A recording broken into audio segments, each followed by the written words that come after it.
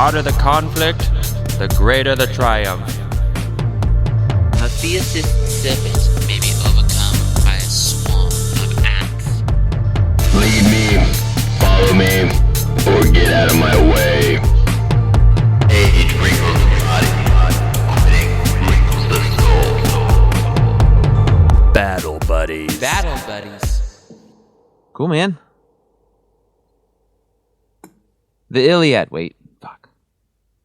Not the Iliad. Not the Iliad. Not the Odyssey either. Nope. Although we'll have to do that before the fucking Odyssey comes out. I'm excited about that. Hell yeah. Although everyone that I speak to, and this might have came from you, I don't even remember, but everyone I speak to seems to not be excited about Matt Damon being in it. Matt Damon's a weird choice. I don't care, though. It's Christopher He's wicked Nolan. smart. Like, you're wicked smart, you're wicked smart. He likes apples. This all works. You need to do it with your accent. My boy's wicked smart. There it is. Ladies and gentlemen, welcome to Battle Buddies. We're on a part 2 situation, so if you have not heard part 1, go back to that. But we're doing Vikings. Vikings. Here at Battle Buddies, the heavy history for the average Joe, as it were. And for Joe. And for Joe. Oh, dude, Joe, for sure. Long-time listener. Not average. Not average. He's slightly above average. We've seen seen the it. text messages. All right. Before we even get in to the content for today, I want to go over some research I did after last episode because it's interesting, and that's the only reason. Oh, some after action notes? Kind of, but not even after action. I just think it's more context. But yeah, essentially it is a little mini after action before the action's actually over. Tell me everything. Tell me nothing. So we were talking about wolves, right? Yeah. The wolf theme is huge in that early section. And you were asking questions that I was blowing off. And you're like, can the wolves also be good? Because, like, what's going on here? And I was like, no, they can't be good. Well, they can be good, kind of, if there is good in this culture, which is debatable. I asked such good questions. That dude. was great. Well, it led me to this whole thing about a big part of modern Viking mythology, like our mythology of Vikings. For sure. Which is the berserkers. Tell me about a berserker. So I'll explain it the way that our listeners probably know of the berserkers. Berserkers, you imagine, if you're playing them like in a game, they're going to have no shirt on. They're going to have 2 axes. Oh, yeah. They're going to look like The Rock. They're going to look like The Rock. Yeah. In Dungeons & Dragons, this would be your barbarian saying, I would like to rage. What's the stat that he would have a lot of? Like vitality. Because they just want health. They just want straight health, strength, so that they can, maybe endurance, maybe. But they want health and strength. My strength is my weakness. It is. And I got to spoil something about our modern read of Spoiler berserkers. alert? Yeah. All right. Because if you've learned anything about berserkers in your time on this earth in the last 20 years or so, you probably are like, oh, they took mushrooms and like acid before, essentially. Is that a thing? That was a thing. I always grew up with that Oh, story. really? Yeah, absolutely. When you say you grew up with that story, like you're playing with your toys and you're like, here's the berserkers. Oh, they're high on mushrooms. More like 6th grade-ish recess when you're doing more like... I wish I hung out with you in 6th grade, bro.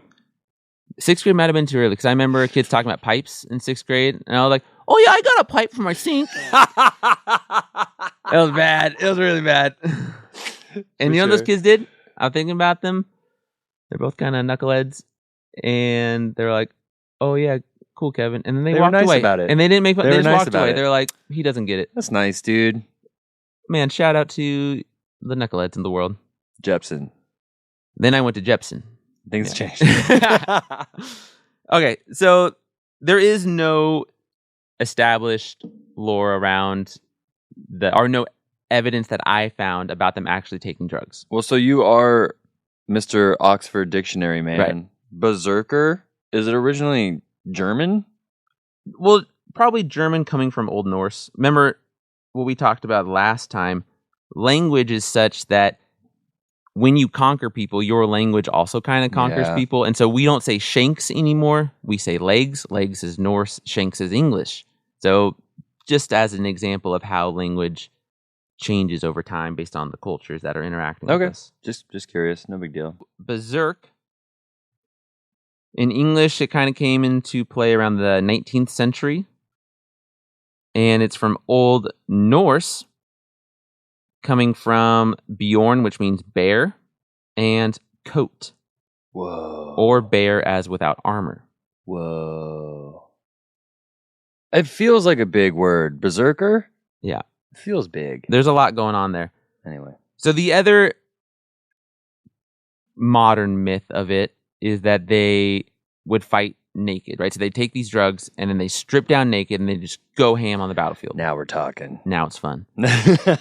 Now it's a good time. But we know that there is some truth to this because of the Gallic campaign, Caesar's Gallic campaign that we read. The blue thing. Yes. Like this was an intimidation tactic, no? Yes, they absolutely challenged Rome and succeeded a couple times, and they fought essentially naked. This is psychological warfare at its Yeah. best, folks. Look at my... And here's the thing, because people are like, oh, that must mean that they have big ding-dongs.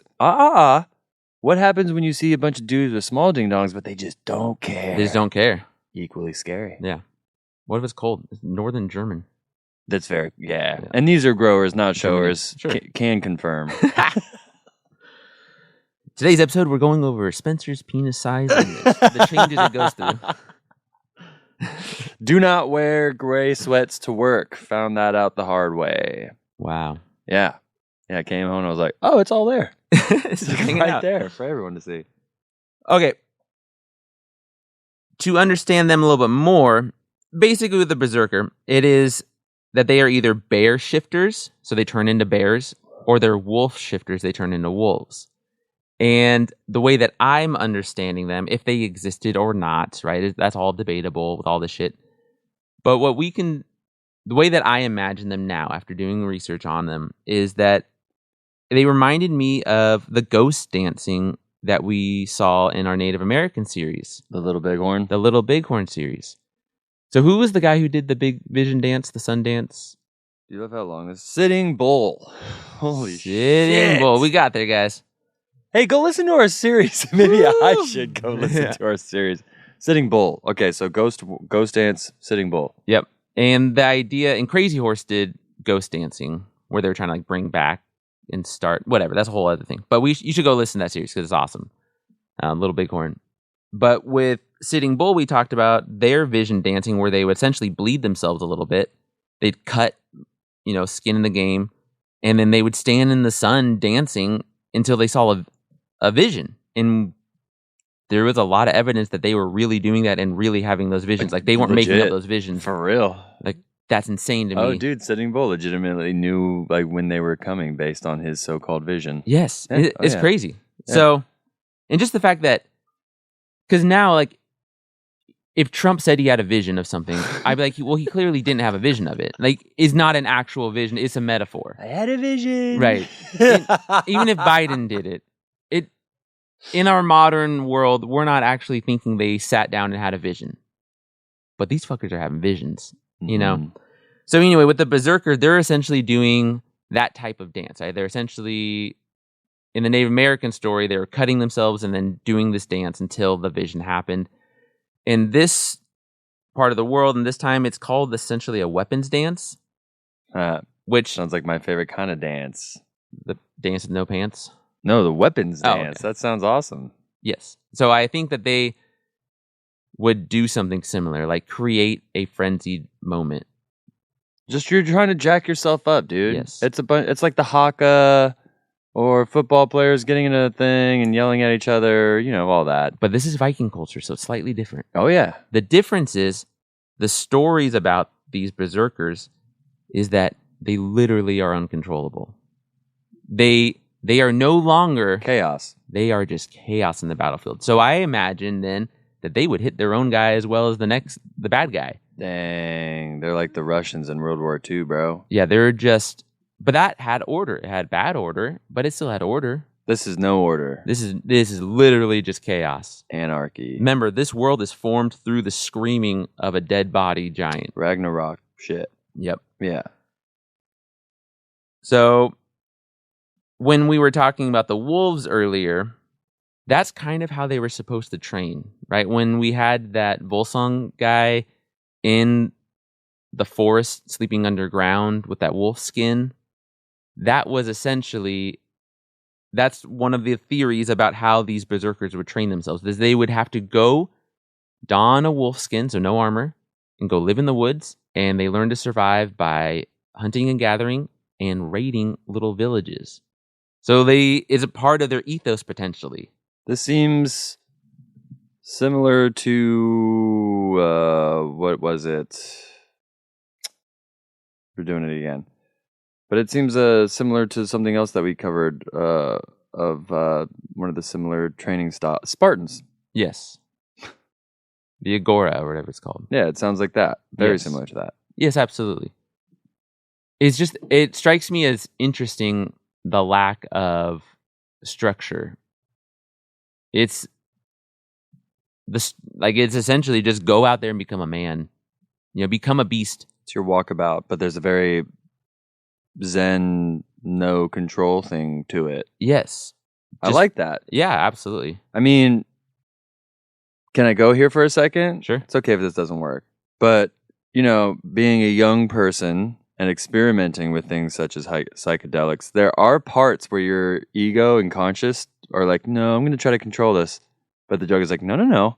Yeah, You don't get it's to not time do for that. Yeah, sure. And you have to let it kind of do its thing. That's Yep. how, in my opinion, a bad trip starts, is Sure. when your ego tries to take over control of that. But a psychedelic experience is more about, like, actually, you're not in control of any of this. Right. And I think that they don't need the drugs.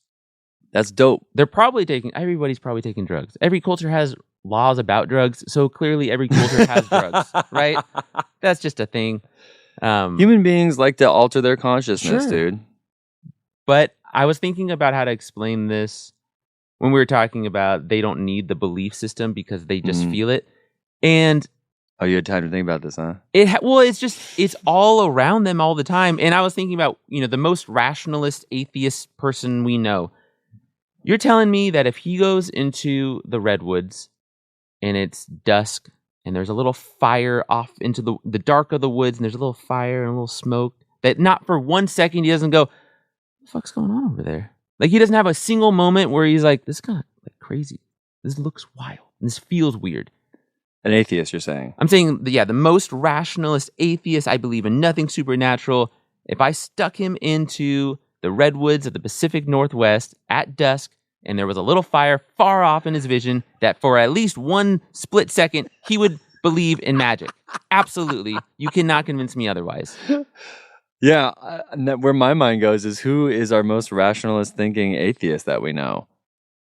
Because if I'm being completely honest, I don't know if, I know a lot of atheists.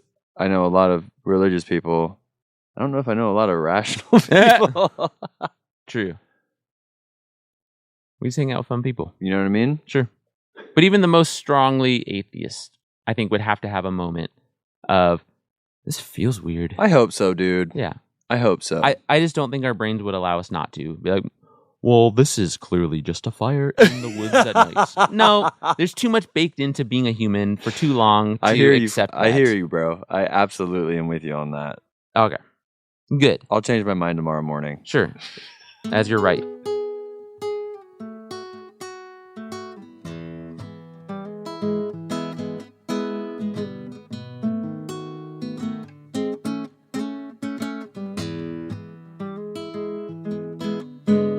All right, so we're going into the legends today. We'll be doing it a little bit different from our mythology, but I think you guys will like it. Heroes will be remembered. Yep. But legends never die. It's true. The Sandlot. The Sandlot's the best. Okay, a very, very brief timeline of the saga so far. We have Odin. He had a son who went to Earth, Midgard. Under the Volsung's kingdom, Odin put a sword in a tree and it caused a big fight. 2 of the kids survived and they get revenge. And then we get Sigurd, who's the one we're going to focus on. He's the best of the Volsungs and he's slayed so far a dragon and a dwarf. Did you hear what they said when they got to Midgard? What? They gave a review. They said mid. Pretty mid. That's good. It's all right. Okay. That's why they pay me the big bucks, bro. So myths are turning into legends now. This is the purpose of today's episode. And if you listen to all of the myth episode, first of all, thank you. Hell yeah. Thank you. We appreciate you. There were a lot of names and a lot of plot, but I wanted to keep it in because I felt it showed the vastness of their mythology and just how crazy and weird it is. We're going to focus, now that we get into the legend section, on just like this one guy. We're just going to focus on Sigurd today, and we're going to see how legends work. So once you go from a myth, like your cosmology, you kind of know how your world works. The legend is going to be based in things that you can't call it historical. But for them, it's historical. It's King Arthur, right? King Arthur's around this time period too. And I think for a long time, a lot of people in that part of the world be like, yeah, he absolutely lived, or something very similar to him lived. I think that a good example for what you're trying to say is when we think about like the Lexington and Concord thing, right? Sure. There was that guy that rode the horse. Like, that's all bullshit. Sure. That's all just a huge legend that we've created as a story that we were literally teaching in schools to children for years and years and years. But we were teaching a legend. Yep. Even though it was like, I think it was like a woman who like crossed a boat, like a river. Anyway, I don't know. Point being is that we constantly have these stories in our mind that we absolutely keep as truths and alter them as history. But you're saying, no, we're not doing that. This is just legend, but it is rooted in something. Oh yeah, there is historical ties to it. It's a way of, I think it is a human way of keeping important moments of your culture alive. That's a cool way to put it. I like it. Right? Yeah. Because George Washington is the main one for us. Cherry tree nonsense? Is that what you're about to go with? All of George Washington. All of it. Because if you've Crossing read the Delaware. I read one book on, it's like the Founding Brothers, very difficult book to read, but the section... Oh, with your mom? The one that you read with your mom? Yeah, the one where we both almost crashed the car. I have a memory. Yeah. I have a good memory. Okay. So the part on George Washington was the best because he talked about it is impossible to know what was myth and what was legend, because he did do some amazing things, but all of the people reporting on it are already creating a legend for him. Yeah. And so him standing, essentially in front of cannon fire, getting bullet holes in his coat, like, who knows how real that is? That sounds pretty crazy for a general to do, but sure. Yep. And the first thing that I wrote down in my notes for our first episode is context is everything. Yeah, absolutely. So it's something that I think that you and I are going to come back to a lot of things with our show going forward. Yep. Is that there is always going to be, we're always going to try to bring the context absolutely for you. The context helps. Yeah, man. Which, going through context, we should go into the Christianity element of it, or the Christian question. It's a beautiful segue. Yeah. The Norse are what we would call pagan, right? They are non-Christian, essentially. But these stories don't get written down for a long time. And a lot of them are written down by this guy named Snorri Sturluson.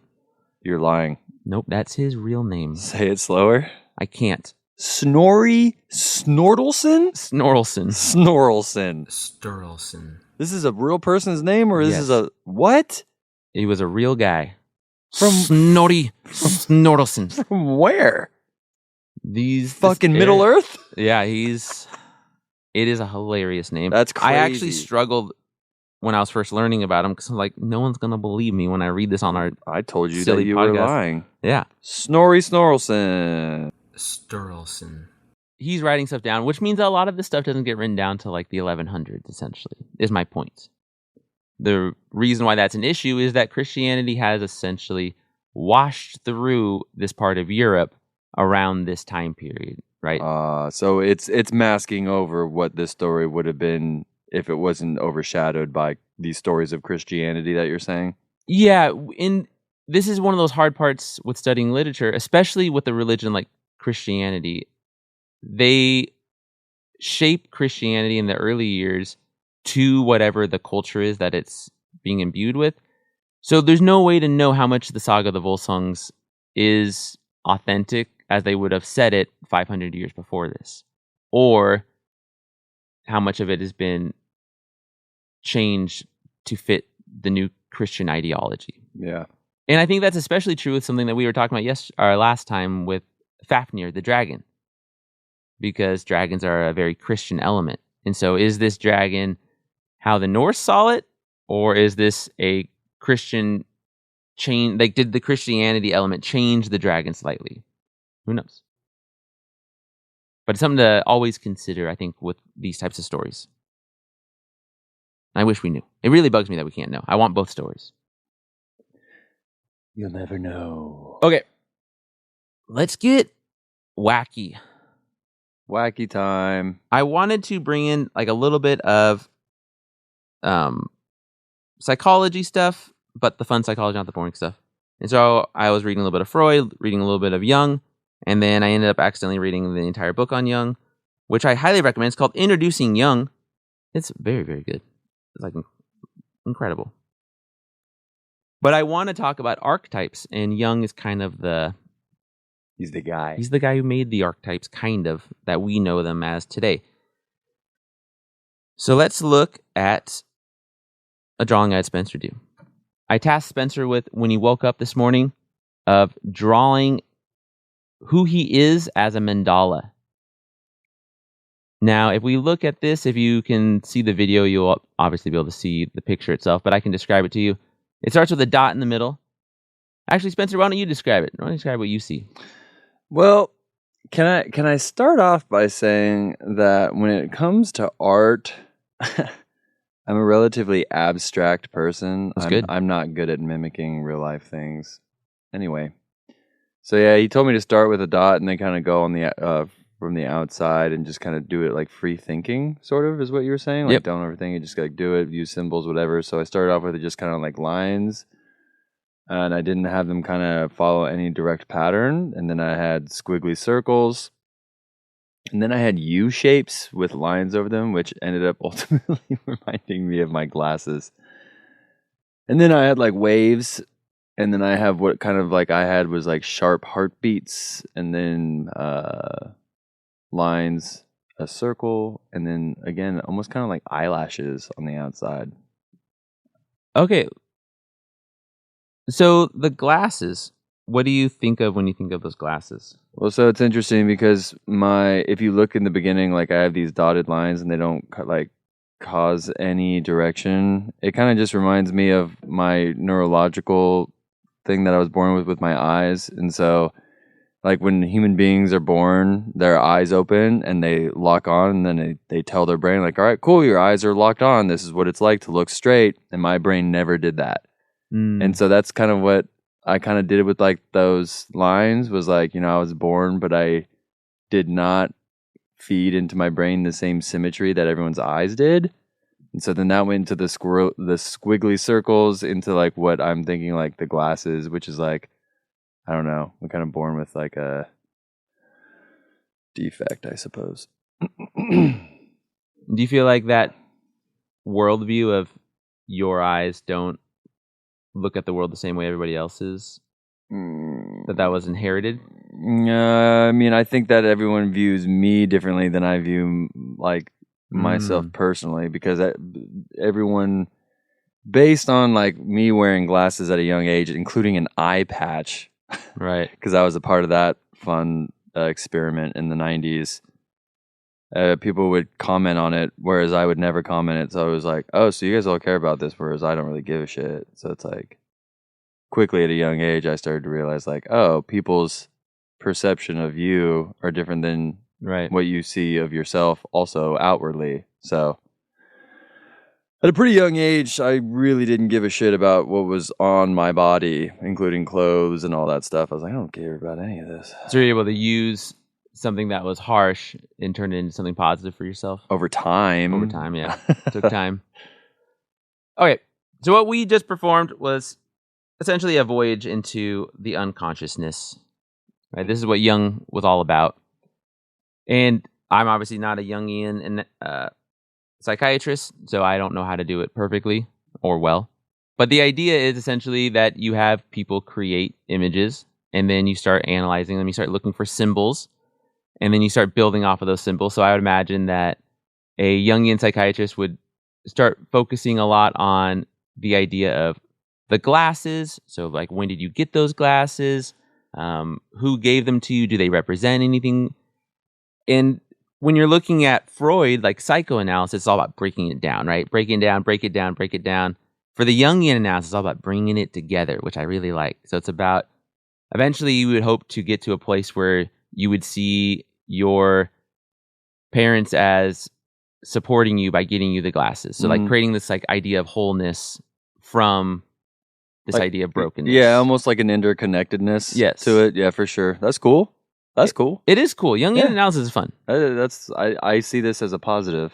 I think that their therapy message is pretty good. And what goes on, why I'm talking about this, is it has to do with legends a lot. Because if you read through some of his famous interactions with people that are going through psychosis and stuff, and they draw things and they have visions all the time, a lot of times it'll be like a sword. Really? And then, yeah. And then so they start talking about the sword, and they realize the sword is the bravery of her father that she's inherited, and that she needs to take up the sword of bravery. And so he's like, yeah, you absolutely do. You know, essentially I'm just yes-anding you, but having you develop symbols, and we're looking at mythologies together. So like King Arthur had a sword, or Sigurd had a sword. And what do those swords mean? Can your sword mean something similar? Because then this is the fun part. And if you don't like this, then whatever, you're boring. Good, dude, sick burn, bro. But Jung is talking a lot about things like ancestral memories and the collective unconsciousness. Basically saying there is something else going on with our brains and our unconsciousness beyond what we can understand through conscious thought. I mean, I took a psychology of consciousness class in college. There's absolutely something to that, right? Yes. Yeah, there's absolutely. I mean, even the fact that there are volumes and volumes of books and, academic classes that you can take on generational trauma. Sure. You know what I'm saying? Yep, absolutely. Like the fact that I can potentially, even genetically, if you look at alcoholism, Sure. how far along that goes in the DNA coding is crazy. It's crazy. Yeah. And I personally think there's something with language that we are nowhere near understanding, because it's kind of beyond the realm of conscious thought. The Arrival, bro. Yes, The Arrival. I need to absolutely. watch that tonight, Yeah, bro. we I need to can't rewatch that. believe if you have not seen The Arrival, dude, if you're into Yeah. linguistics and Aliens. aliens and language and science fiction, I literally watched that movie back to back the first day I saw it. I was like, let's run it back. But he watched it, and then he watched it in reverse. Whoa! Oh, shoot. Oh, shit. Okay. Now, some of Jung's stuff is going to be too out there for us. For you, maybe. No, but Do we have to get nude at any point? Is no. nudity involved? So it is weird. I will get nude on live camera. So Freud was all about everything is like sex, right? So here we go. This isn't even what I want to talk about. Check out our Battle Buddies OnlyFans. Yeah. Spencer's going to read Freudian analysis naked. Gross. So they disagreed on it. Jung's like, not everything's sex. There's also like crazy spirituality stuff going on. Okay. And Freud's like, it's all sex. But Jung he had a lot of mistresses. He had sexual charisma. Was they he good said. looking? I don't know, because I only ever see him as drawn as an old man. Oof. Okay, based on that photo. Not as No. much. Sexual charisma, though. Anyway. I- The other point about the unconsciousness thing is that Jung is talking more about that your unconsciousness can externalize, and that's where people are like, that's a bridge too far, because you're getting into stuff you can't measure. Yeah. But it's fun. It is And- fun. One of Jung's lasting things that he created essentially the introvert extrovert, that idea. Did he truly? Yeah, because he started mapping know out these that. ideas. This will get into archetypes, and we'll just take a brief segue, but it's fun. If you don't like it, just skip ahead.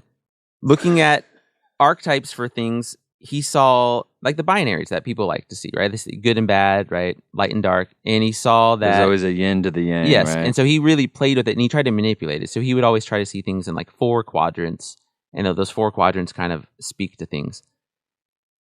The introvert extrovert, we start getting personality types, and so I am fairly introverted. Spencer's fairly extroverted. We are able to mesh pretty well because of that. We also start getting other archetypes based off of that scenario, because within the introvert extrovert, there's also like all this weird stuff that happens. You have these ideas of trying to seek balance, right, in yourself, or you have these classic characters that start appearing. So these characters are archetypes. Like if you are a feeling extrovert, then you have like a shadow version of yourself that's the opposite. And so all these things start becoming very, very wacky, but they're very fun. We keep going with this idea until we get to archetypes, and the archetypes become things that people like Joseph Campbell are going to take to make the hero's journey and to make all these templates that we use. And so one is the sage.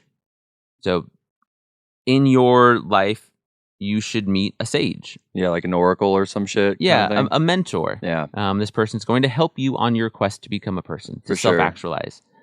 And this is where legends and reality blend more than people want to admit. Because in a legend, you absolutely need this to happen. But in reality, you also need it to happen because legends are based on reality, and reality is based on legends because there's a mixing somehow of these two things. Yeah. I remember growing up as a Christian when I would find certain moments that were slightly unusual, and I would give it credit to God. Sure. You know what I'm saying? Absolutely. And like an example would be like I was working at a movie theater one time, and when I was 16, having a bad day, a dude came up and was like, "Hey, how can I help you?" And he was like, "Give me a smile first." I smiled, and then like as he's walking away without looking at me, like says my name, and I was like, "Oh, it's God," but I had a name tag. Yeah. Sure. You know what I mean? So, But why did you have the name tag on? so yeah, I don't know. It's just interesting Sure. sometimes what we do to tell ourselves a story. Sure. Absolutely. Okay. Yeah, I've had two. Yeah, have you? I've had 2 full spiritual moments. Some sage like complete moments? ones. Not sage, but The India moment when you're in India. India, yeah, like connection with God moment, or connection with a The force divine. greater than me. Yeah. So in India, when I went to one of a prophet's burial site, while it was like father and sons putting the tapestries over the coffin, and they would do a circle walk as they did it, like you circumambulate it while you do this, and they were like chanting, and I was just hit by a wave of something. Yeah. It was crazy. Yeah, you felt something Yeah. heavy. And then was the other one when When my uncle died, Yeah. in the ICU. But I also I've had lots of I've had legit visions recently, like sober, just thinking. I was thinking about the unconsciousness a lot for like several weeks, like I usually do at night before I go to bed, just thinking about philosophy.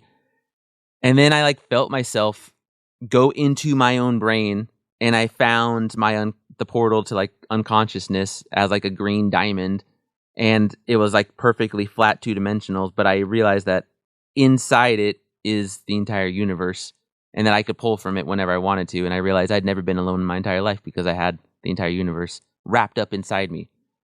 So that's bad for you, right? That's awesome. So cool.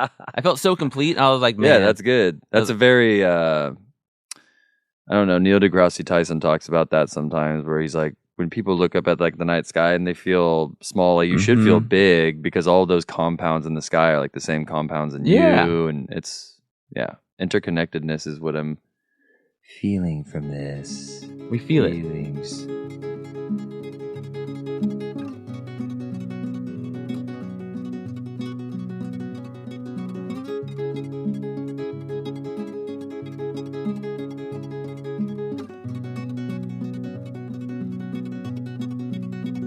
So let's talk about the saga, the Volsungs, the legends. The Sigurd is who we're focusing on Let's today. talk about death now.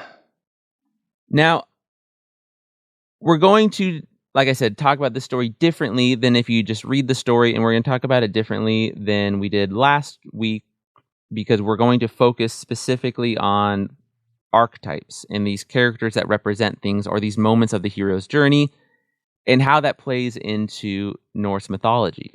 Is archetype, would you say, is just a fancy way to say caricature? Yeah, it's a type of character. A type of character is an archetype. Mm-hmm. Okay. Just making sure I understand. Sure, and we'll go over some right now. So, the archetype of, in the hero's journey, you should meet a mentor. You usually meet the mentor after your call to adventure, but it's not set in stone. May I ask a clarifying question? Sure. Hero's journey is when you leave home. Sorry, let me back it up. I do this lesson every year. I can do this. There was once a man. His name was Joseph Campbell. Joseph Campbell was kind of like a cultural anthropologist, meaning that he studied cultures around the world, mainly by studying their mythologies. That's how you used to do cultural anthropology. You still do a little bit. He started finding similarities between all these cultures around the world and all their myths. He's like, there is a lot here that's the same. Mm-hmm. So then he started building out templates. Like, what are the general things that everything follows? Yeah. This is the hero's journey. The hero's journey is like, 12-ish steps. And these steps, just different things need to happen in each step for you to become a hero. I think in our modern world, what I was alluding to earlier is our issue is we think of this as just applying to stories. But if you read Campbell's book, which I highly recommend, it actually reads really well. He's talking about us as people. He's talking about how do you become the man you're supposed to be.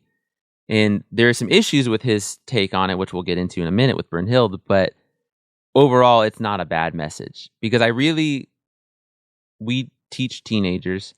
And in teaching teenagers, the part that rings true every year, and I reread that part of the book every year, about not being on your path, not being on your correct path, making you a tyrant.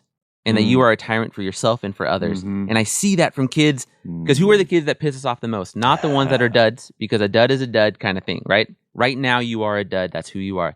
The ones that piss us off have the potential to be so much, and they're squandering it. Yes, and that's what's killing all the relationship, and you as the adult are so exacerbated.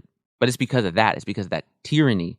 So it's given me insight into my own practice and my relationship with people. Yeah, I think that the modern lens listener out there, when you think the hero's journey, think of your classic Star Wars. Luke Skywalker has to leave his farm to go find out who he is. Yes. And along this journey, he's finds his father. There's this whole thing. So I could do it real quick for this one. It's pretty easy. Yeah, but Star Wars, because George Lucas loved Joseph Campbell. Is that right? He loved the Hero of 1,000 Faces. Yeah. That's a fact. He absolutely used the 12 steps for there you go. Luke. So good call on that, knowing that. I thought you already knew that. You didn't know that fact? The hero's journey? That he loved the hero's journey? That George Lucas did? I didn't. Oh, cool. When I heard what the hero's journey was, I was like, this is literally Star Wars. Yeah, Star Wars, Lord of the Rings, all stories, all the Marvel movies, especially the Iron Man, which is the best arc of the modern Marvel movies. But I like what you're saying, and I think we need to lean more towards that, where it's like, this is actually us, because I did the hero's journey too. Like when I had the opportunity, I fucking left home, bro. Self-actualized. I have to go find myself now. It's important. I know I will feel wrong if I don't. 100%. Because then what are you? You're turning 42 and you wake up on a couch tyrant, like you're talking about. And you realize that you needed to go change. Like, well, it's too late to do that now. Now you're going to ruin people's lives. Self-sabotage, as we were talking about. So we can go through the hero's journey real quick about how I would apply it to the Saga of the Volsungs, and then we'll talk about some of the archetypes and typical things that it hits or it subverts, because that's more what I want to focus on.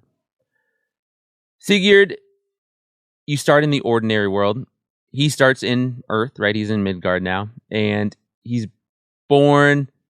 You would normally get a type of call to adventure. So he's being raised by that dwarf, right? Regan. So that's his ordinary world. He gets the call to adventure. Regan starts giving him these quests, and he doesn't really say no. Usually you refuse that call to adventure first, right? That little act of humility. You're like, no, I don't want to do it. But he doesn't really seem to mind.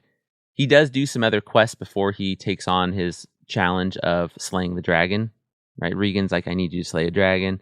And he says, I need to go do some other things first.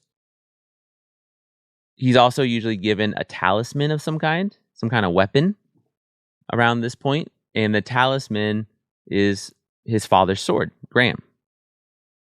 That's why it had to be reforged. So it's his weapon. Once you accept the call, you usually meet a mentor who's going to help you. Sigurd has 2 mentors. He has Odin, who helps him with the dragon, how to dig those other trenches, and Regan, who's that dwarf who ends up betraying him. So already we have some subversions, because your mentor is not usually supposed to betray you. Your mentor is usually supposed to die before you can finish the quest. So sounds like Star Wars. It does. Oh, Obi-Wan dying before he can kill Darth Vader absolutely has to happen. Mm-hmm.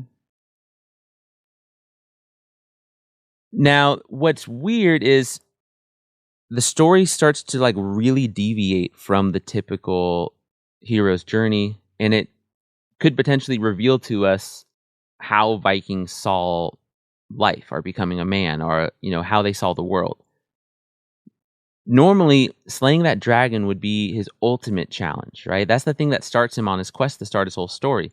But he slays the dragon pretty quickly in the story. Mm-hmm. And so you're supposed to do a whole bunch of things before you even do that. But he just crosses the threshold to that kingdom and just kills the dragon. And that starts the huge subversion that we'll see now, right? The dragon is not his supreme ordeal. It's just another test that he goes through. And he is going to gain a bunch of magical gifts. He gains the heart of the dragon, right? Which lets him understand birds. Of course. Right. But I think that let's pick these apart for Viking mythology and culture potentially. And we're doing a lot of reading into a society through one text, so it could be completely inaccurate, but it's fun at least. Eating the heart of a dragon gives you the ability to understand birds. What that means to me is going out and being a part of nature will help you gain skills with understanding how nature works, which apparently is valuable as a warrior.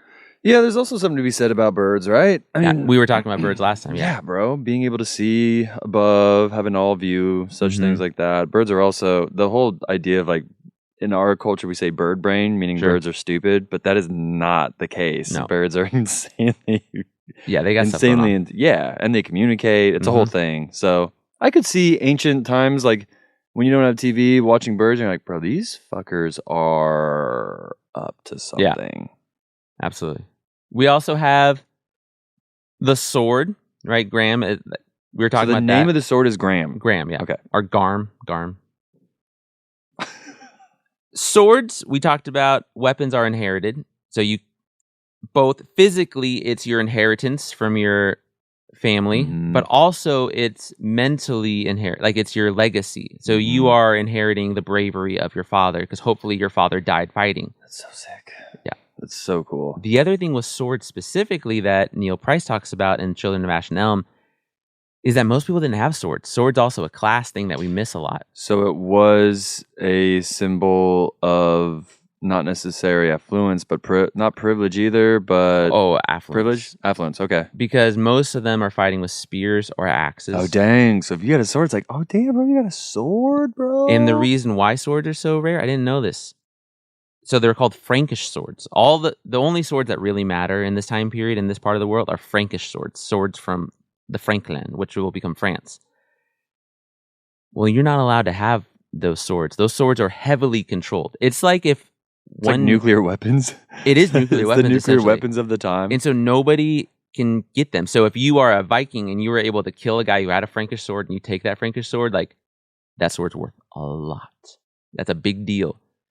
And if it's, big enough deal for you to be buried with that sword, you must have been absolute king. So there's all this weird stuff that this makes the whole like sword in the stone myth more magical to me. Yes. Now that I understand that. Okay. Yeah, that there are types of swords that are very rare. Yeah. And special. Okay, so he slayed the dragon. He should be now essentially taking the treasure that he got, right? That was his boon. Boon is a gift from the god. So he got the treasure from Loki that gave it to Fafnir. And he should now return with that. It could become I'm not going to get into all the specific like elixir things, but he should just return to his world, his society, his village, and change it, right? He's shown that he has grown, but that's not what happens because this is Norse mythology. That treasure is obviously cursed, right? And so that treasure is going to be a part of his and his family's downfall. This is like Lord of the Rings shit. Yes. Yeah, Tolkien right? loves the Norse stuff with this. Okay. We talked about Brynhild that he meets, right? The woman that he meets on the battlefield after he slays the dragons. Is it Broomhilda or Broomhild? We'll call her Brunhild. I think you can call her whatever you want. Oh, nice, man. Yeah. So with Brunhild, he sees her on a battlefield and he thinks she's dead. So he takes his sword and he cuts her armor because her armor was essentially going into her skin. And he's like, I don't understand this. So he cuts it. She wakes up and she is a Valkyrie. Dope. Yes. We didn't go over this in the last time, and I wish we would have, but we're going over it now. So she is a Valkyrie. This is a woman warrior, essentially, right? It's a god It's warrior. like a god female specifically warrior. Yes, like they're like demigods of Odin, essentially. Shout out to the new WNBA team in the Bay Area, the Golden State Valkyries. Is that really what they're called? Yeah. Whoa, that's so cool. Yeah. Yes. And her story is essentially that Odin was favoring one king. She liked the other king, so she was favoring him. Mm-hmm. So then Odin stabs her and puts her to sleep. Scandalous. Yeah. We talked about like the advice that she gave to Sigurd about how to be a good leader. She also gives him runic magic, right? She teaches him magical spells and how to use runes to create magic, which is just very interesting. Why I'm saying this is interesting as an archetype is that one of the big issues people have with Joseph Campbell is that his view of women is very narrow. Women are, in his book, something to be rescued for a man to complete his heroic journey. Can you give me, is there a lot of cultures out there where there isn't a narrow-minded take on women? I feel like Norse mythology is not. It's not narrow. It's not narrow. So they do give a lot of credit to women. Now, any culture where men... But you're saying Joseph Campbell specifically? The hero's journey guy? Yeah. Okay. His reading is very narrow. And it doesn't serve... Again, I'm not focusing just on literature. I'm focusing on us as people. It's too narrow. Oh, for sure, dude. And if we were looking at her as a damsel or unconditional love, those are like the two main things that happen to the hero. Brunhild should not be a warrior. Like she should need to be rescued kind of thing. Yeah. But she doesn't. She was just asleep. He awakens her. He doesn't rescue her. That's a key little difference. So he takes her. No, he essentially just like sets her free. Oh, okay. And they like each other, so they're more equal. Okay, this she's is amicable. Yeah, because she's essentially like a shield maiden / Valkyrie. She gets turned more into a shield maiden as we move into the legend. But in the myth section, she's a fucking Valkyrie. She's way more powerful than him. Yeah. She could kill him at any moment.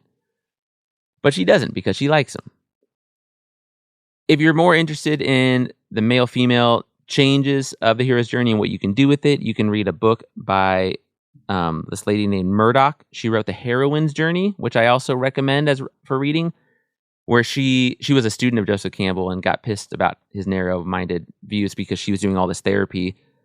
She was a therapist, and she's like, there's other ways to use this. And her take on it all from the female lens is awesome. It's all about women in the heroine's journey, that women have to understand that their father has the power to society. So if Brunhild is the daughter of Odin, which symbolically at least, right, a Valkyrie would be the daughter of Odin, that she would separate from her mom for Odin, because Odin has the access and powers to society. So she would separate from the mother, but then have to find a way to reconcile with her mother after she becomes her own hero. So it's a whole different journey. Oh, dang. That's almost like the Pixar movie with the Brave. Yes, it's very much like that. You separate from your mother to Mhm. gain the power of your father, and then you have to reconnect with your mother. And there's a lot of other stuff in between. It's very, very fascinating. It's taught me a lot about like the issues that women have when going through like a traditional American society. It just seems like it's about relationships in general. Yes. That's Cool. Yes. And who you are. Because we never thought about it like that. You know, you and I growing up as like, which one of my parents has the authority in society and stuff? It just wasn't really an issue compared to... It's like baked in. Right. A lot of women that I've talked to, they say they absolutely thought about it at some point growing up. Like you just see your mother and father. Yeah. And if, you know, one has like a very successful job and one doesn't, yeah, like all that type of stuff. It's different now, but definitely like 1950s America. Oh, yeah. It would be very... domesticated. The heroine's journey would be very important to becoming a successful person. Okay. So that's the hero's journey so far. We're going to start tying in some historical moments into the story now, too. This is a review of the shit that happened from the 100s to the 500s. This story is now going to take place rather than just in a mythological time of pre-Viking Vikings. It's basically taking place in the 400s now. We're pretty clear about that. And including this Sigurd? Sigurd and Brunhild is a person. No, probably not. But let me explain why we know. We're going to get real societies now. Now, the people in the societies are probably made up and the timelines are not going to line up. Who cares about that? It's a legend. But what we are getting is a way for you to have a closer relationship to what's happening here. So Brunhild now, the story starts to take on a change. She's going to be the daughter of King Budli, who we learn is a Hun. They are the strong Hunnish society. We also get to meet this other family under the kingdom of Giuki. And Giuki is a Burgundian. So the Burgundians and the Huns are very real, and they very much did have fights around this time as they are fighting in like the north of France towards, you know, northern Germany, towards Scandinavia, towards all this stuff is going on. The Huns are from modern day where? Like the Near East. Okay. Yeah. Okay. So we're talking like borderline Israel and all that, like northern Israel and all that. Yeah, so the Huns, I don't want to speak with too much confidence because I don't really know all of it. But my understanding is that they were a steppe-like people that came from the Near East from the north, and then they just start wrecking stuff in the 400s, essentially. Okay.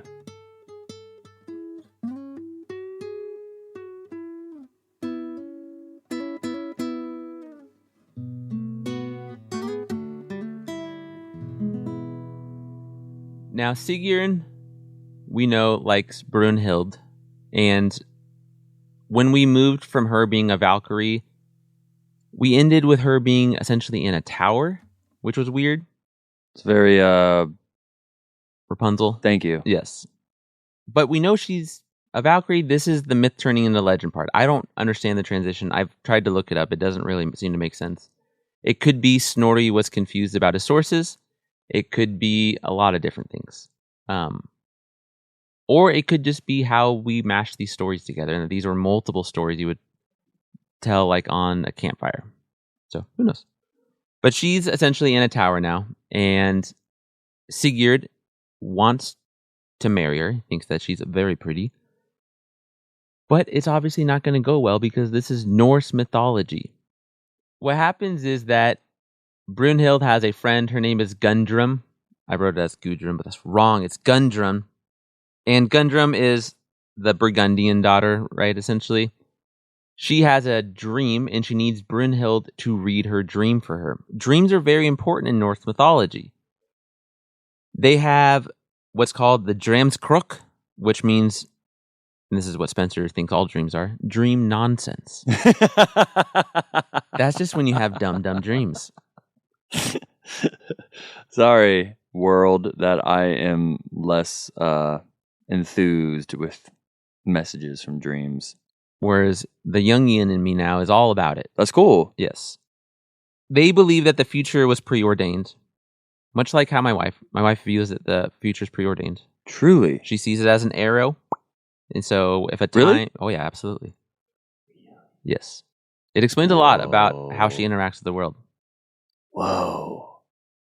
Do you? No. Me neither. I know. It's really fun. It's really fun being married to somebody with a completely different philosophical view. But it gives me comfort when I start getting too into the weeds of like the chaos of existence. And she's like, but everything's just the way it should be. I'm like, oh, that's nice. I'm too punk rock for that. Yeah. So they view that the future is preordained and dreams can show you that future. Okay. This is called weird. The word weird. Truly. Yeah. So let's take a little etymology sidebar for a second because it's fun. The word weird as we use it, right? You call somebody weird because they're being atypical, right? They're being goobers. Weird used to be spelled W-Y-R-D, and it would be the Weirding sisters, so like types of Nords. So they would be fortune tellers. So your weird is your fate. Whoa. And so if you call somebody weird, you're saying that they are acting like somebody kind of removed from society, somebody that can kind of has this almost like savant-like ability. Yeah. So in that way, being called weird is more of a compliment. In my mind, because I want to be... It's changed over time. Yeah. Interesting. Now it's purely negative, but I think when it was first being used, it was more as, you're not fitting in with you're us. Out. You're out. Yeah, you have something. For sure. But there's a value there because the Norse love their prophecies and they love their dream visions. And these are the types of people, probably women mostly, because we know that women were the practitioners of magic, that they would be the ones that would have these things, that we could trust them. Bene Gesserit. Yes. Okay, so I want to read one of these dreams. So this is the dream that Gudrun... Oh, I did spell it right. It's Gudrun. That Gudrun... Oh, we're going to hear a dream right now? Yeah, we're going to... Let's dream it up, dude. I dreamt, said Gudrun, that many of us have left my bower together and saw a huge stag. He far surpassed other deer. His hair was of gold. We all wanted to catch the stag, but I alone was able to do so. The stag seemed finer to me than anything else. But then you shot down the stag right in front of me. That was such a deep sorrow to me that I could hardly stand it. Then you gave me a wolf's cub. It spattered me with the blood of my brothers. So those are Norse dreams. But that means that that's going to happen in the future? Yes. Whoa. But it needs to be interpreted by somebody that can, divine it. Stag is a horse, right? No, stag is like a deer. Like okay, my bad. So stag, when they were looking for the stag, at one point it seemed like they were attracted to the stag. They're like, ooh, that stag's hung, bro. Oh, have you... Hunting descriptions are so very sexual. And that has not changed. changed at all. And it was beautiful. It had 14-point buck. Like, come on, really? Dude. I don't know. There's something there. Also, Shakespeare, you are a hunter of the heart, but heart is spelled H-A-R-T because heart can mean the heart in your body or a deer. Right? There's always been always been a thing. Absolutely. Whoa. Hunting for an animal versus for love has been a trope, I think, as long as English has been around. Are they trying to say that, like, the dance of when you are trying to get a girl, is that the hunt, yes. so to speak? Like, like yes. some courting. Remember the girl in high school that, like, just kind of liked to be, like, chased but didn't want an actual relationship? Yes. Yeah, it's like that. That. Yes. I just want to be hunted. Explained why it gets problematic very quickly, because one is hunting to dominate and kill an animal, and so sometimes men mostly, sometimes women, have problems. Yes. If they don't get their kill. Yes. You problematic. Guys, just make sure you guys lay on some couches and talk to people about your problems, dude. That's all. Don't hurt people, please. Just don't hurt people. Anti-hurting people here at Battle Buddies podcast. Man, we do cover it, though. These last 2 episodes, we have done some good hot takes. Let's hit. What do you mean? Yeah, dude. We've been anti-Nazis. Anti-Nazis, anti-hurting people. Anti-rape. We cover all of it, though. Yeah, it's fun to cover and read about. It is, yeah, it is. Maybe not fun. It's interesting. It's interesting. Okay, I'll read what Brynhild says as she interprets it. I will tell you just what will happen. To you will come Sigurd, the man I have chosen for my husband. Grimhild will give him bewitched mead, which will bring us all to grief. You will marry him and quickly lose him. Then you will wed King Atli. You will lose your brothers, and then you will kill Atli. That's what she got from the dream, huh? I did not get that. You didn't get that one? No. I didn't know that there was going to be some bewitched mead, some honey wine that's like poisonous. It's like a forgetful drink. Oh, just alcohol. That's just alcohol. Yeah, it's just a plot device. Too bad there's not a magical liquid that makes bad memories go away. Yeah. It's called Bud Light. Drink up. And that's exactly what's going to happen. Everything that they just said. Truly. Yeah, because That's it. time is fixed in this world, in the Norse world.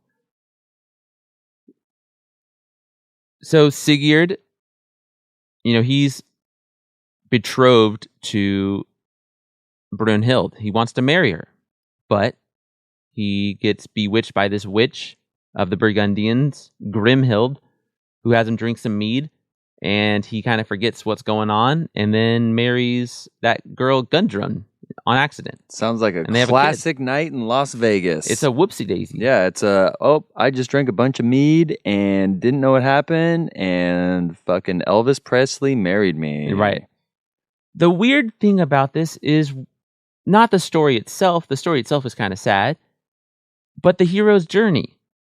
Because if the cycle's continuing, if the dragon wasn't the ordeal, then this is what we call the supreme ordeal. Which means that the hero should conquer this and right all the wrongs, right? Showing that they've changed. It has to be the supreme ordeal because the mentors aren't here anymore. Regan's gone. Odin's gone. It makes sense because that dream sequence is like an oracle moment, and which means that it's essentially for the reader what we would call like approaching the innermost cave. Like it's lining up. But Sigurd's going to fail. And I think that this speaks to Viking worldview. That the world is fucking grim, dude. And even your best, he's the best of all the Vikings. Or all the best of all the Volsungs is what his claim is. And even he's going to fail. Because of treachery and because of breaking of oaths and being oath bound. That, to me, it's a cautionary tale. Both of oaths are only as strong as both people are. So if you break an oath, that's going to hurt me. But also, if I commit an oath to you, I might have to die because of that oath. Because I am not weak and I will follow through with my oaths. So he essentially gets himself into this contradiction of oaths because he has an oath to Brynhild and he has an oath to Gudrun because he promised Brynhild that he would only marry her, and he did marry and promise Gudrun. Now you could say, well, he wasn't in his right mind. Well, I don't think that the Vikings that fucking matters, Yeah. It's like when I used to ride my bike as a kid and my dad would tell me to watch out about like crossing the street or something. And I'm like, but the rules, I'm allowed to do that. And he'd say, yes, you would be right, but you would be dead right because the car would still kill you. And then you have to decide, was that worth being right for? Which was very good advice that I still use to this day. The difference between being right and being dead right. Because who cares about being right if you're dead kind of thing. Mm-hmm. And I think that's how they're seeing it. Before we get to it all failing for Sigurd, one last image that we should talk about during this ordeal is Sigurd helping one of his brother friends to marry Brynhild. They go to the tower and there's fire everywhere and they have to jump over the fire, and only the bravest person can do it, and none of their horses will do it because it's crazy. And so Sigurd somehow is able to take the form of one of his brothers and jumps. And that way Brynhild thinks that that brother is brave enough to marry her, so she marries him. But it turns out that that brother didn't actually jump the fire. Right. So that's part of how they both get caught up into this terribleness. Let's read the quote from the fire real quick. Thus it is said, the fire began to flare, and the earth to shudder, and high flames to heaven towered. Few of the king's men had courage enough to ride into the fire, or to leap across it. Sigurd with his sword spurred Grani on. The flames expired before the prince. The fire all fell back before the fame-hungry one. The harness was radiant, which Regan had owned. Fun stuff. That is fun. So he jumps over the fire, essentially trapping him and Brynhild into this star-crossed lover scenario that's going to end with them all dying, essentially. Very Shakespearean. Very Shakespearean. Yeah. Okay, so that is the ordeal, which means that we should now, a bunch of things should happen. Like traditionally, like you should be ready for it. There should be like what we call the seizing of the sword. So like your hero now gains the boon that they needed to defeat the enemy. Sigurd doesn't gain shit, you know? They either actually die and are resurrected, or they symbolically die and are resurrected, right? Where the hero looks like they're about to lose. Iron Man's about to lose, but then he actually had the gauntlet the whole time, right? It's all of that. Harry Potter going into that subway afterlife thing that looked really boring. Right? It's all of this. And this just doesn't happen in this story. And it's so weird. And I think it's so telling to how intense their world is for Vikings at this time. So Sigurd dies while killing a bunch of people, obviously, and he's like slain in his sleep by one of the brothers. That Brynhild sets this whole trap up, essentially. We don't need to go into all of it. It causes them all to die, and Brynhild's last request is that her and Sigurd, die on a pyre together. So they're going to die on the same fire, which they all honor, because they do honor what they can honor. So there's no resurrection. He's just dead. And this isn't even the end of the book. This is the end of what we're going to talk about, because we're just focusing on Sigurd. For the after action, I'll go through the trampling of his one daughter who survived. She gets trampled by horses. Ow. Yeah. But there's some fun stuff with like ripping out of hearts and stuff. Oh, fun. Out of people's beating chests. It's cool. But Sigurd's dead. No heroic journey. The hero is supposed to, after the resurrection, have that elixir. So whatever that main artifact is, the whole point of the quest, the Last Crusade, Indiana Jones' The Last Crusade. Yeah. When he gets the Holy Grail to heal his father. Yeah. Right? So you get the thing that heals the land or that fixes the problem. He doesn't get it. The elixir is probably his treasure. This is just a fucking Gone Girl ending? There is no ending. It's just rough. Gone Girl Gone ending is Girl. really good. It's kind of, his treasure is probably the elixir as we're looking at the archetypes of things, but his treasure's cursed. And so everybody that starts to go for it after this gets cursed. And I think that this is me rationalizing it all, and I'm reading probably way too far into it. But the fact that this treasure's cursed and that cursed treasure is a thing makes me think that the Vikings knew their raiding economy was not sustainable. That their idea of, I raid to gain wealth, to give, to oath bound to other people, I have to do it because it is the only way that we're surviving, or I feel I have to do it. But at some level, I do think that they knew that this was not a sustainable thing, that this would lead to their destruction if they didn't adapt. They are literally the Las Vegas Raiders. Whoa. How so? Oh, because it's not working. That's the joke. Because you're saying that they were like, oh, it's not where the rating isn't working. So I'm like, Las Vegas I thought you were suck. meaning that they were like raiding each town they went to with the name Raiders, and then they went to a lucrative town finally. Our jokes are very different. No, I'm saying that they're not good at football. Yeah. That's the joke. But your Hey. joke is better. I know. I'm sorry. What did you say? That offends me, I think. Yeah. If I could read, this would be really offensive.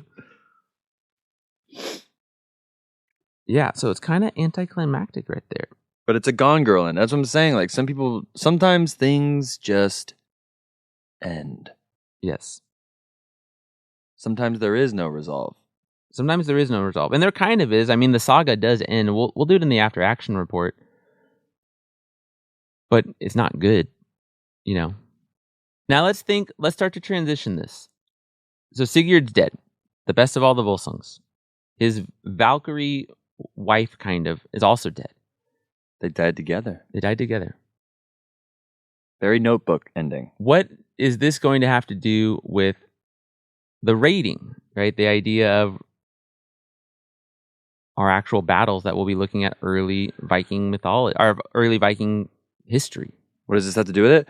Well, the times they are changing. Times are changing. I think this is the dawn of a new era. I think it's going to give them an opportunity to be like, oh, maybe this isn't working. This dude's gone. Now we can do something more effective. Oh, the times they are. I just watched A Complete Unknown. That's what I'm saying. Was it good? Yes. Okay. Yes. You specifically should Okay. watch it. You're Mr. Guitar Boy. I will. Man. Guitar man. It's not a little guitar. This is Hey, normal size hey, guitar. Woody Guthrie. I do love some Woody Guthrie. If we are going to summarize the archetype, the legendary Viking, it's somebody that has some type of noble lineage, right? Because Sigurd had a noble lineage. That's the whole point of the mythology, right? Is the connect it to that. It's the raiding to gain wealth, going out. It's not being afraid of taking on like the darker forces, or even getting made fun of, like him gaining these runes. That's a woman's thing to do, right? That's what it's supposed to be. Only women practice magic. In Odin, in Sigurd. So actually, I think it's safe to say a few of them would. Or wouldn't be Odin afraid is of- Sigurd's dad, correct? like his great grandpa. Okay. Great So grandpa. is the next person is it also a descendant of Odin? Yes. Who is it? From Sigurd?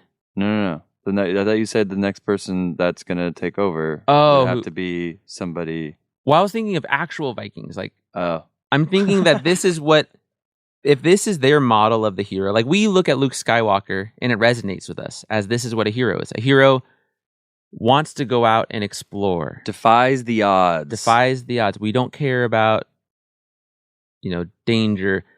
But then when it gets real, we get real with it and we rise to the challenge. This is a very American view of it, right? It's westward expansion. Mhm. I think Star Wars is a clear example to me of the remnants of like Manifest Destiny and westward expansion, because Luke Skywalker is not fulfilled living on a pretty dope farm with pretty dope aunt and uncle. They have robots and stuff. It's like it's an not the worst oxygen thing. farm or is it a water farm?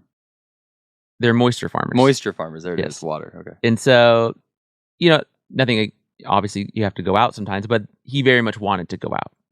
Whereas Tolkien's take later on for Frodo would be, or earlier on, is Frodo doesn't want to leave. He likes the Shire. He likes the quiet life because Tolkien liked the quiet life. So that's how he saw a hero. Mm, So every culture kind of has their own versions of this. And I think that the Vikings one is that life is short, it's grim and intense, and you're not guaranteed anything.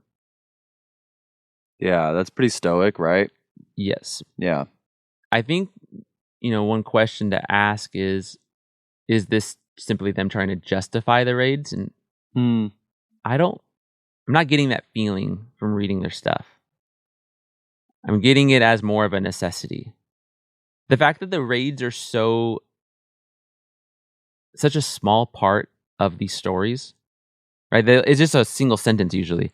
And then he went on raids until he gained wealth. Just so nonchalant. That's their export, right? They export their raids. But it shows to me that internally there's a lot of turnover of these people because they're all decentralized. And Neil Price was talking about, we were talking about the Sea Kings.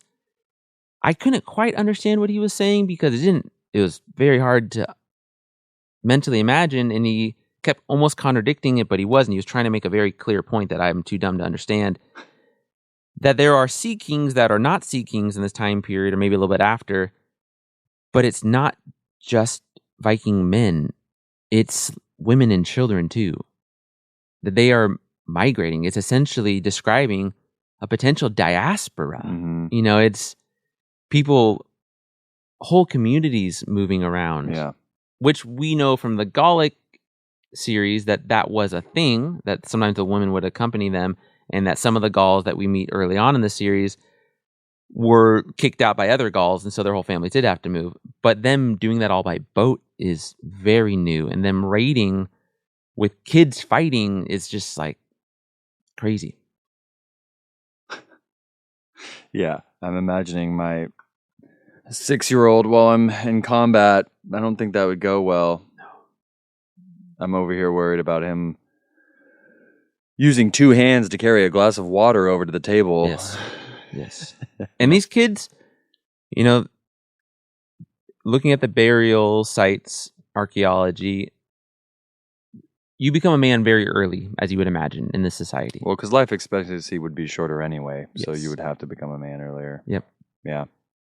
And they definitely favored men and boys. And so we don't know if they killed a lot of the little girls or what. Oh, gosh. But there's just not a lot of them in the burial grounds. And so... Oh, man. But there's a lot Do of... you think they didn't have the same respect? So yeah. that's where it gets all confusing.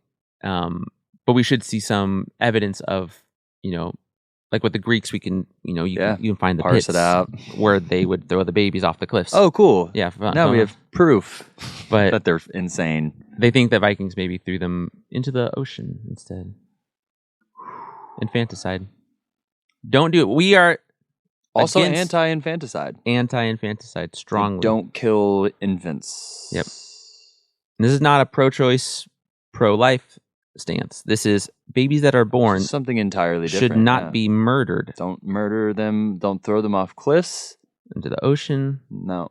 Nope. Oh, man, dude. We learned about that when we were doing our Battle of Lady Gulf series, about when the Marines came to Saigon. Oh, my God.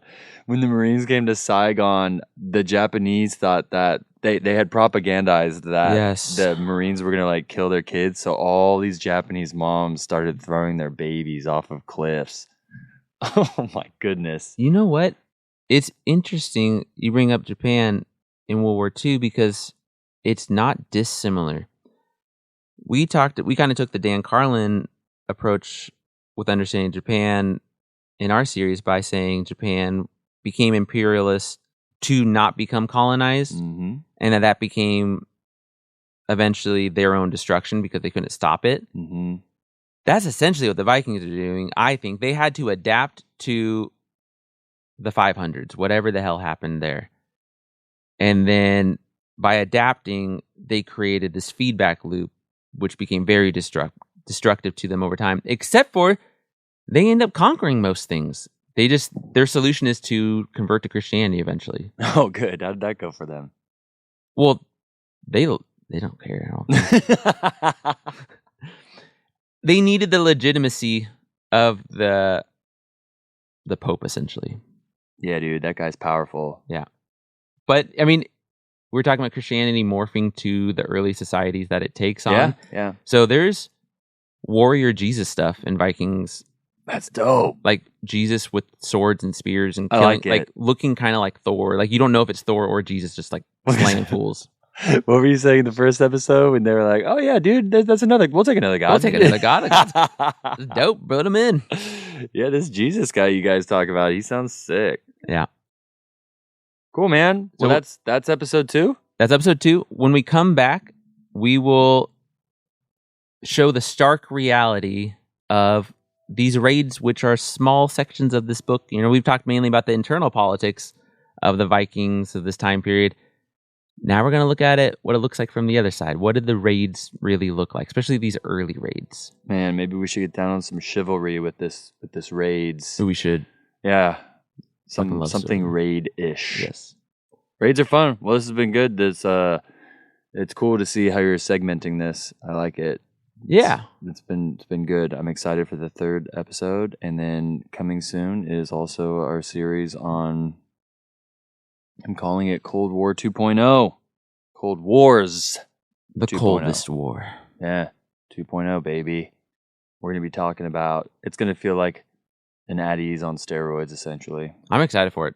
The articles you send me are uncomfortable. Yeah, it's I don't like them. we're gonna have Erin has to be careful with how much she listens to me talk about it. She's like, oh, so this isn't news, this is like foreign affairs that nobody's reading about except for your psychopathic brain. Ladies and gentlemen, we appreciate you for listening to us. Thank you. Please spread this episode or this show if you know anybody who might be interested in Like it. herpes. Please like herpes. But don't spread your herpes. Don't spread your herpes. Spread the show. Spread the show, and then Get treated. and then think about your herpes. You know, maybe a shot of penicillin. Oh wait, no, that's something else entirely. Is herpes for life? Yes. Oh, it's viral, huh? Woo! Sorry, guys. Yeah, don't spread that around. Come on. Spread battle buddies instead. There you go.